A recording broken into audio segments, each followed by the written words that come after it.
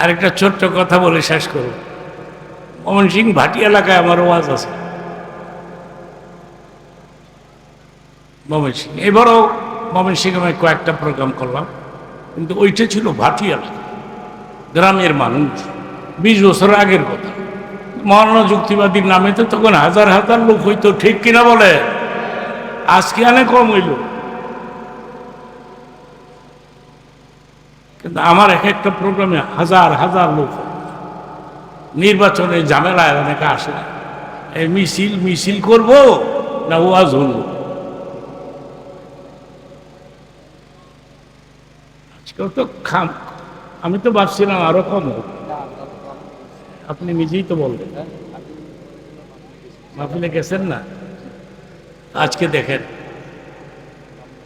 নারে তাকবীর, চিল্লায় বলেন নারে তাকবীর। আবার মহিলারও আছে চারদিকে, মহিলাদের ওয়াজ করার সময় পাবো না। আমার নাম শুনলে মহিলা বেশি আসে, কেন জানেন? ওই যে মহিলাদের পক্ষে আমি ওয়াজ করি। জামাই রে কই বউ পিটাই না, বউ পিটাই। বউ পিটানো জায়েজ নাই, একসাথে বলেন কি নাই? মহিলারা খুশি হয়েছে, এই বক্তারে দাওয়াত দেয় না। বউ পিটাও না, বউরে বেশি বেশি করে আদর কইর। বউ পিটানোর লেগে আলাদা লাঠি বানাইছে সেগুন কাঠ দিয়া, বানাইয়া ঘরের ভিতরে ওয়ালে ঝুলাই থুয়া বউরে কয়টা তল লেগে বানাইছি, সকালে বিকালে 2 বার জিয়ারত করিস।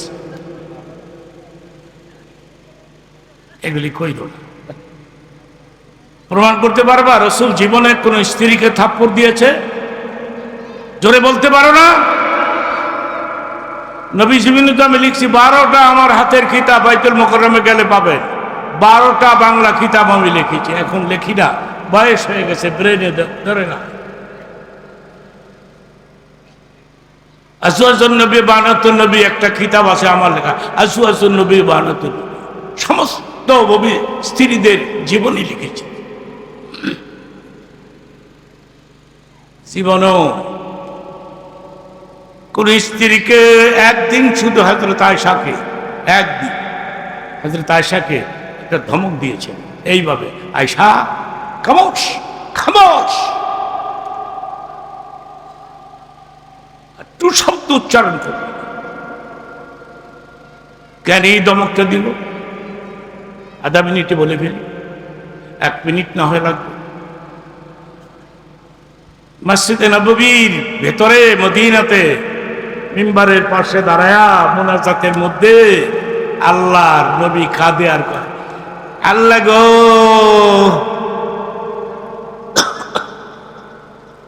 আমার খাদিজার কবর, বিদ্যুৎ আসছে,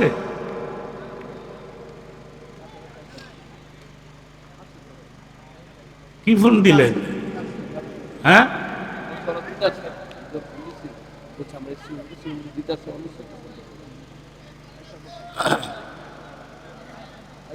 বিদ্যুৎ আসছে, এই যন্ত্রটা বন্ধ করেন,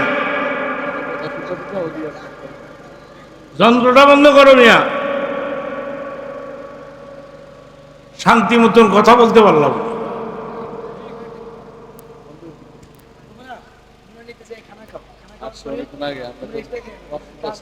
হ্যাঁ,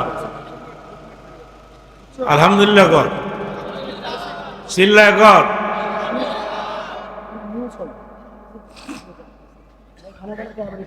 এই একসাথে মুনাজাত হবে এখন, ছাত্রগুলো মুনাজাত করতে চাই, তোমাদেরকে নিয়ে একটু হাফেজ, নতুন হাফেজ হচ্ছে, তোমাদের একটু মুনাজাত করতে চাই, 10 মিনিট পরে খাইও।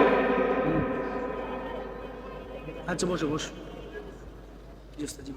জানেন এরা 30 পারা হাফেজ।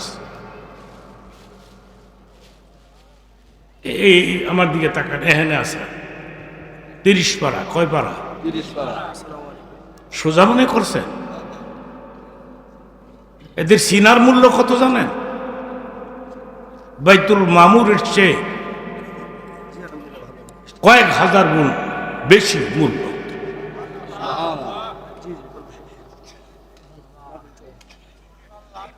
30 পারা হাফেজ, আপনি কি মনে করেন?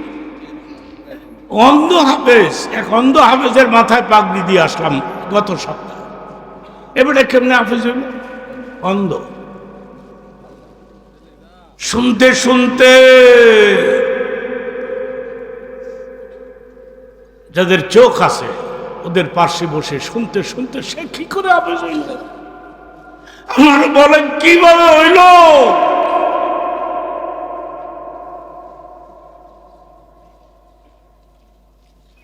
لا تحرك به لسانك لتعجل به। হযরত জিবরীল যখন কোরআন তেলাওয়াত করতেছে, রাসূল আরবি কোরআন কণ্ঠস্থ করার জন্য জিহ্বা ঘন ঘন করে নাড়াচ্ছে, জিহ্বা ঘন ঘন করে নাড়াচ্ছে। তখন আল্লাহ বললেন, নবী জিবরীলের সঙ্গে আপনাকে কোরআন তেলাওয়াত করতে হবে না। لا تحرك به لسانك لتعجل به إن علينا جمعه وقرآنه। জিবরীল তেলাওয়াত করুন, আপনি শুনতে থাকেন। হাফেজ হাফেজ হাফেজদের মতো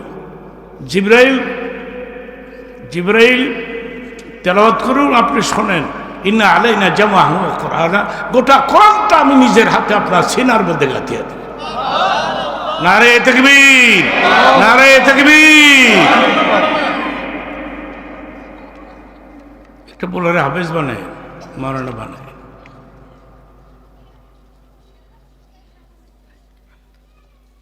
মাওলানার বাপ মাওলানার হাফেজ, এত বড় মাদ্রাসা, এতগুলো ছাত্র পাগড়ি দিয়ে দিলাম আজকে। আমার মন বলতেছে প্রোগ্রামের মুনাজাত আল্লাহ আল্লাহ ফেরত দিবে না। এরা যখন হাত তুলবে, এদের সিনার মধ্যে 30 পারা কোরআন রয়ে যখন হাত তুলবে, এই মুনাজাতটা কই পাইবা তুমি? কে দিবে তোমাকে?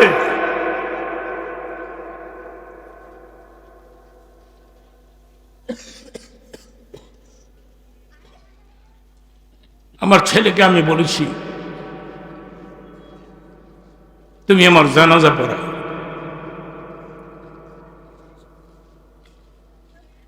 কবরকে আমি ভয় পাই, মৃত্যুকে ভয় পাই না, কবরকে সিরিয়াসলি ভয় পাই।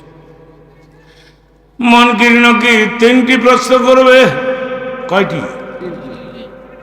বাংলাতে, হ্যাঁ, ইংরাজিতে, আরবিতে। আরবি সে জানেন না। আল্লাহ বলেন, আমি নিজে শিখাই দিব আমার বান্দা বান্দিকে। প্রথম প্রশ্ন করা হবে, মার রব্বুকা, তোমার রবকে। চিল্লায় বলেন, রবকে। একসাথে বলেন, উত্তর হয়ে গেল।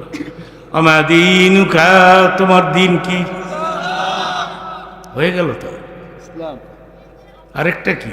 আমার নবীকা, তোমার নবী কে? এই 3টি প্রশ্নের উত্তর মুনকির নকিরের কবরের মধ্যে যে কোনো মুসলিম জনগণ দিতে পারবে। সঙ্গে সঙ্গে আল্লাহ বলবে, ফেরেশতারা রে, ওয়াফিরিশুহু ফিল জান্নাহ, আমার বান্দা বান্দির কবরে বেহেশতে বিছানা বিছায় দাও। নারে তাকবীর, নারে তাকবীর। আমি আমার পোলারে কইলাম, কবরকে আমি ভয় পাই। 60 বছর ধরে ওয়াজ করলাম, কত ভালো ভালো কথা মানুষদের শোনাইলাম, নিজেই তো ভালো হইতে পারলাম না। কবরকে আমি ভয় পাই। তুমি আমার জানাজা পড়ায়ও। মরা যুক্তিবাদী যেদিন মারা যাবে, ঢাকা মানুষ দৌড়ায় যাবে জানাজায় অংশগ্রহণ করতে। সুযোগ পাইলে আপনারাও যাবেন, ঠিক কিনা? কিন্তু রে, বড় ওরা আলিম ওলামারাও যাবে, ওরা আসবে আমার জানাজা পড়াই দিতে। তুই দিস না। তুই যদি আমার জানাজা পড়ায় আমার লাশটা কবরে নামাই দেস, আমি আল্লাহ রেগে বলবো, আল্লাহ গো, আমার পোলা মাওলানা আমার জানাজা পড়াইছে, পারবানি আমাকে মাফ করে দিতে? তুই আমার জানাজা পড়াইস। একটা ছেলে মৌলানার সিংয়ের কথাটা বলে শেষ করি। মৌলানারা বলে ভাত পায় না। ভাটি এলাকা তো ওয়াজ করতে গেলাম, মানুষ আর মানুষ, লোকেরা আসলো আমাকে দেখতে। তো এক লোক বিলের থেকে বড় একটা কই মাছ ধরছে, অনেক লম্বা মাছ। বিবি ডাক দিয়ে বলে, সঞ্চনি কি যুক্তিবাদী বলে আইব, তাতে তোর কি হয়েছে? এই মাছটা বিক্রি না করলে হয় না? বাজি করে দেই, তুমি হুজুর এনে দিতা, হুজুর দোয়া করতো।